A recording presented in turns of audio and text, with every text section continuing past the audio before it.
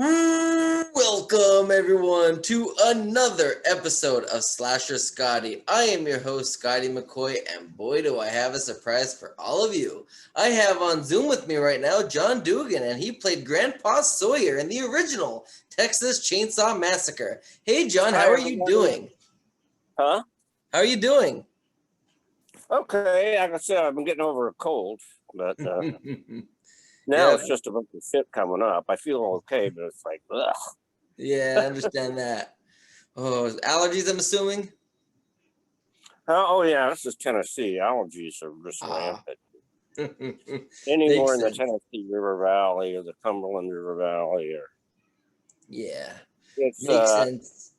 no, like Knoxville is last year had the highest, the worst allergies in the country. You know, the highest whatever rate it is. You know, allergy Yeah. rate.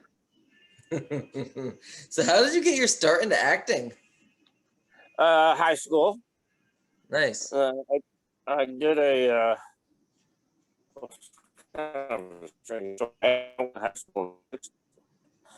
we had dress codes back then. You know, you had to wear a shirt with a collar on it. You had to keep your hair above your eyebrows, off your ears. And the drama club in the speech and drama teacher was doing a children's play. Mm-hmm. It was a period piece. You know, it took place in like the, I don't know, 13th century or some shit. You know? Right. Children's play called Secret Within the Walls.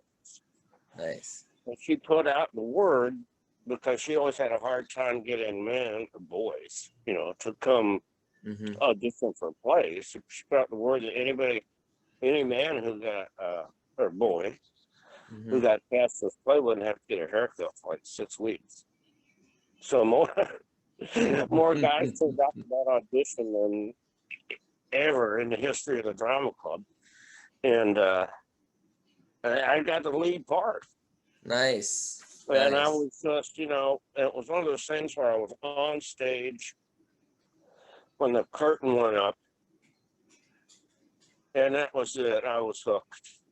Nice. You know, when the curtain opened, and there I was in the audience, you know, full audience of parents and friends, you know. And I thought, oh man, it was just a rush to me.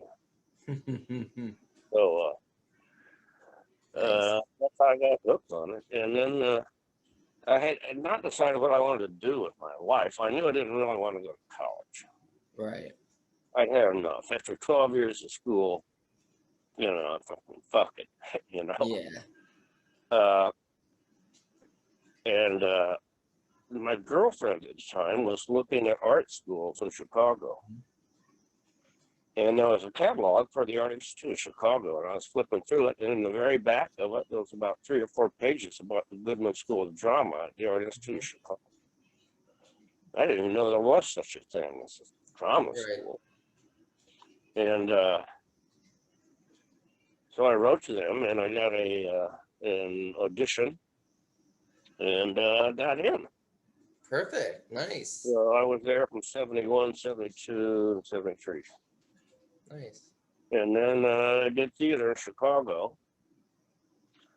My sister was married to a film writer in Texas who happened to be Kim Henkel, who wrote the Texas Chainsaw Massacre. Oh, nice. Yeah. And I was doing another children's play for the summer at the Goodman in Chicago. 2 shows a day, 6 days a week for like $175. Wow. Which is like $12 a show or some shit. And Kim called and he asked if I was crazy. I said, sure. What do you need? And he told me, so I quit the show and I went down to Texas. And that was all she wrote, man. Nice. So what was your audition like for the Texas Chainsaw Massacre? Nothing. There was nothing. I didn't have to audition. Nice. I just showed up. Nice. Nice. So how old were you when you started when you did the film? 20. 20. Nice. Yeah, I was the youngest cast member playing the oldest character. So being the youngest cast member playing the oldest character, I'm assuming they had to do a lot of makeup work to transform you into Grandpa Sawyer. So how did they make that happen? Well, the guy who designed my makeup was a hobbyist, really. It was something he puttered with. He was a plastic surgeon in Austin. He was also an artist, a photographer. He was a photographer for Penthouse magazine for many years. Okay. And Marilyn Burns knew him. I think he'd done her tits. In fact, I'm sure he did her tits. He did everybody's tits that worked in his office. Did them. Wow. Right. Some of the women that worked for him. Jeez. But so he did it. He took a mold of my face and made a face mask, a life mask of me. Right. Then with sculpting tools and wax and everything, he aged it, And he said if I ever got to be 115 years old, or however old I was supposed to be, well over 100, that I'd look like that. It was kind of creepy. And then, so he made a couple masks out of it, which were then cut into sections and applied to my face in sections and glued down with spirit gum, which is awful. Nice. And this was Texas in August, Scotty. Ooh. So probably really hot. Oh God, it was fucking butt awful, man. Oh, I can imagine.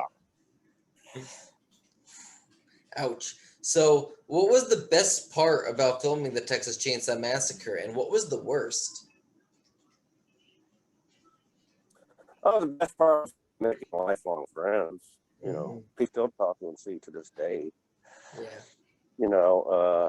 Even my ex-brother-in-law, my late sister's ex-husband, I just went to, he let me stay in his beach house in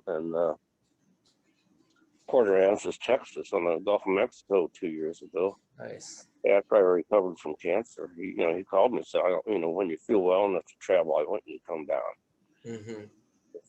I mean, such a sweet man, Yeah. So that was the best part, was really the lifelong acquaintances and friendships I made, learning about film, which I knew nothing about. I knew a lot about theaters, but I knew very little about film. Yeah. So I really, more than the most, so I hung around a lot when I wasn't acting. I was working as a production assistant and grip kind of character, Yeah. And just to learn, how it's done. Absolutely. So that was really valuable. And then I worked in film for behind the scenes for years in Chicago. Okay. As a lighting and electrical grip and dolly grip and all around gopher, that sort of thing. The worst part was the hours in the heat, I'd say, probably. Yeah. And the work conditions were just terrible. I mean, and had it been a SAG film, a union film, they would have shut it. No doubt. Yeah. So, what was the most memorable moment about filming Texas Chainsaw Massacre?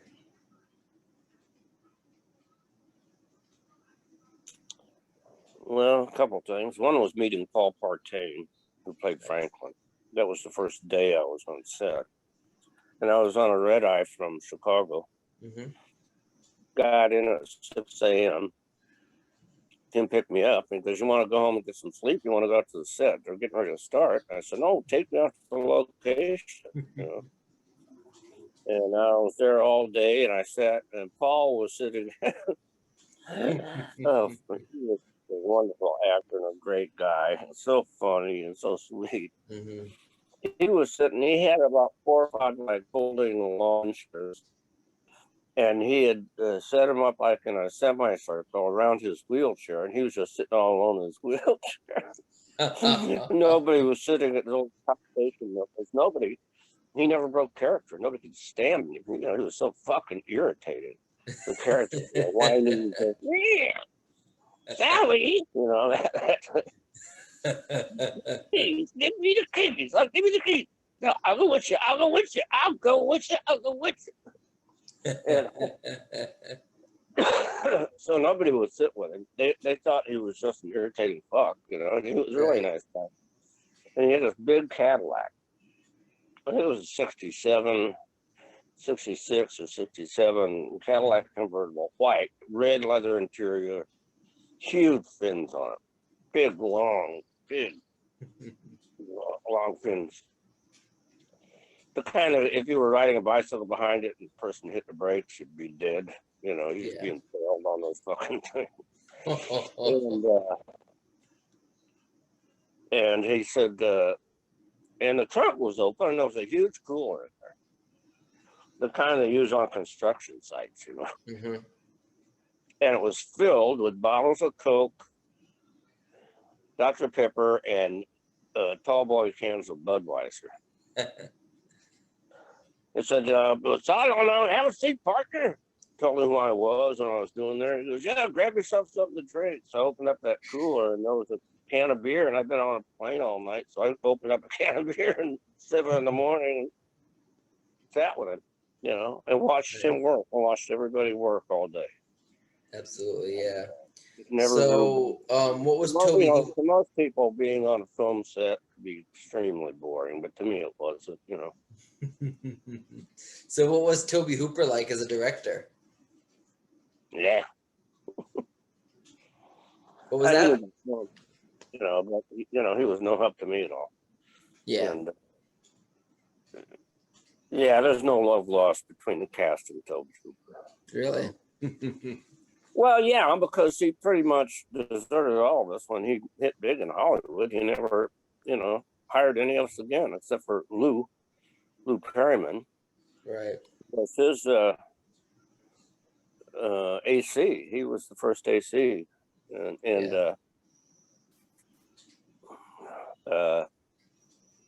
he used Lou in several things, but the rest of us, he kind of took all the credit for himself, like he was a genius, and we didn't work our asses off on it.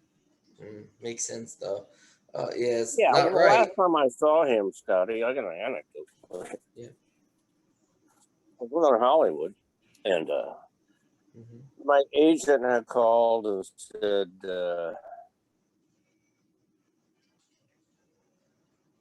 something. Oh, when he was directing Salem's Lot, the miniseries for television with David Soul. Right. My agent had a breakdown on it, all the character breakdown. And he said, John, you gotta call Tobe and make an appointment. Because there was a lot of young people in that film. All the heroes are kids.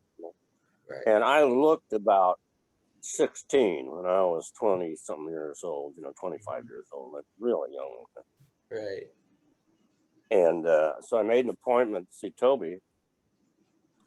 And I went over to Lorimar Films which was the old Warner Brothers lot in Burbank. And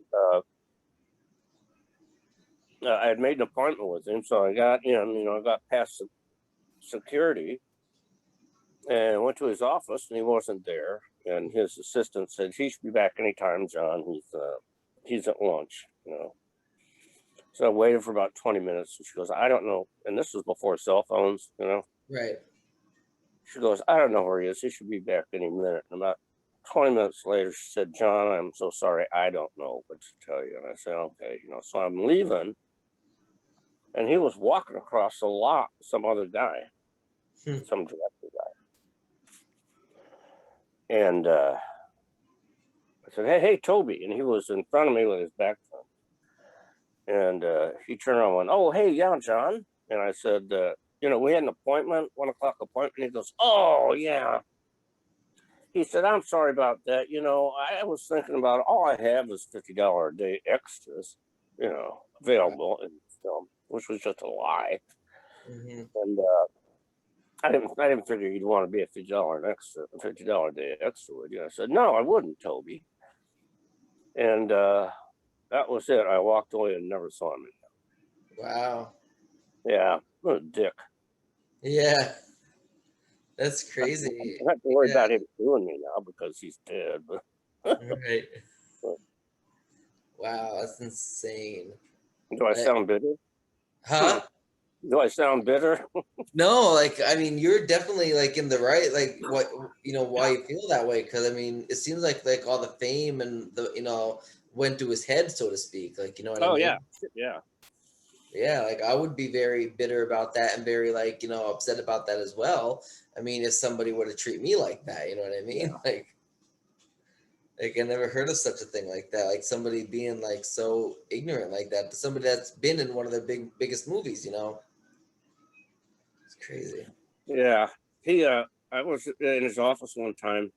I was trying to get into a contract program at Universal Studios. Hmm. And Kim was trying to help me and I went over to see them, and Kim wasn't in the office, but Toby was there, so I sat down and just started talking to him. He's sitting at a big desk, and I'm talking, sitting next to his desk talking to him, and he opens up his desk drawer. I probably shouldn't tell him, but I'm going to. And he pulls out a cosmetic jar, opens it up, and it's filled with. And he gets out a little spoon, and he takes two huge fucking hits of his Coke, and then puts it away without even offering me any. That's what kind of. And that is in drug etiquette. That is really rude. Right. You Wow. know. That's crazy. That's crazy. So, what was it like working with Marilyn Burns and Gunnar Hansen? Oh God, they were wonderful. Marilyn, and they're both gone now. Yeah. She and I were really close friends. Gunnar and I were very close. Mm-hmm. I worked with them over the years on missions, personal appearances. But Mm-hmm. they were both marvelous actors and smart, funny. And Yeah. Marilyn was the hardest working woman. Good Lord, did we put her through hell? We put her through hell. She was beat up, bruised, cut. Yeah. She, her voice was shot from screaming. I mean, Yeah. she put the scream as scream queen, man. She screamed for 3 fucking weeks. Yeah. And, rarely complained. Sometimes, Yeah. When I think of an all good, actual original Scream Queen, I do think of Marilyn Burns. you know. Yeah. So the last question I got for you, do you have any projects or appearances that you like to promote to the listening and viewing audience? Well, I'm just starting to get on the road again. The convention and personal appearance scene is starting to open up again. Mm-hmm. And I don't work for a year and a half, I guess, or something Right. over there. Yeah. And before that, I was suffering from cancer and then recovering from cancer. And so, it had been a few lean years, Yeah. And, but now I'm getting back on the road. So, keep an eye on my Facebook page to see where my appearances are going to be. Awesome. And we're working on trying to get a film called The Blues Man up Okay. and filming this year sometime. And it's about the legend of Robert Johnson and selling his soul to the devil at the crossroads to be able to play the guitar. And so it's a horror film and a blues film at the same time. Okay. Lots of original music, some Robert Johnson music, some live, some recorded, because it's a period. Mm-hmm. It takes place in the past and in the present. So Okay. the scenes in the past, there's a lot of scenes that take place in an old honky tonk, a little juke joint sort of place, and with a great blues band that managed to put together. So I'm really looking forward to and I play the old owner of a pawn shop in this little town. Okay. Who ends up getting Robert Johnson's guitar from a couple of grave robbers, and Nice. they find out somehow what is worse, and they decide to double cross the devil because Oh, wow. he offered him $50,000 to dig him up and get that guitar. Right. Once they found out it was a lot more than 50, it was worth a lot more than 50 grand. They tried to screw him, which is a bad fucking idea, Scotty. Mm-hmm. You don't mess with Satan like that. You know that. Absolutely. That sounds like good. That sounds like a good movie. I would like to see that for sure. I think it's I think it's a natural. Yeah, absolutely. Well, I thank you, John, for joining me. Oh, no problem, man. Yeah, it's been an honor. I mean, I've been a fan of yours ever since, obviously watching the original Texas Chainsaw. I mean, I interviewed also one of your co-stars, Alan Danziger, a couple of months ago. How is he? He was a really nice guy. He's actually going to be in my part of Pennsylvania, I believe in September. So that's actually pretty cool. A drive-in theater? Yep, the Mahoning. This Tonic or some shit like that? I think it's something like that, yeah. Yeah, I think I'm going to be there sometime in the next few months, too. Nice. Yeah, that's my part of Pennsylvania. I live in Maryland now, but I'm in that area of Pennsylvania. I'm maybe I'd say 35 minutes away from there. Yeah. Everything's kind of mushed together in that part of the country. Yep. Absolutely. Well, Pennsylvania, all that stuff, Absolutely. Well, I thank you, John, so much. Huh? Yep. Well, I thank you for joining me. It's been an honor. And I hope you have a great rest of your afternoon. Oh, thanks, guy. Thank you. See ya. Bye, everybody. Bye.